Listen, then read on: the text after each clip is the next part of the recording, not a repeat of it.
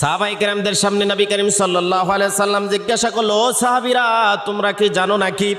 এই পৃথিবীতে সবচাইতে গরিব মানুষকে? সাহাবায়ে কেরাম উত্তর দিলেন যে এই পৃথিবীতে সবচাইতে গরিব মানুষ হচ্ছে ওই ব্যক্তি যার টাকা নাই, অর্থ নাই, সম্পদ নাই, যার জমি জমা নাই, যার কোনো ব্যবসা পরিকল্পনা নাই, যার পকেটে টাকা থাকে না, সে তো সবচাইতে গরিব মানুষ। নবী করিম সাল্লাল্লাহু আলাইহি সাল্লাম বললেন না, কিয়ামতের ময়দানে মানুষ অনেক টাকা পয়সা, গহনা,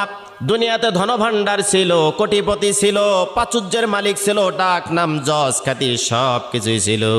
কিন্তু কিয়ামতের ময়দানে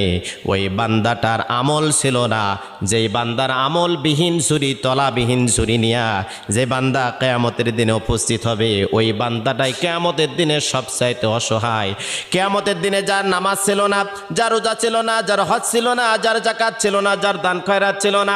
যে শুধু মিথ্যা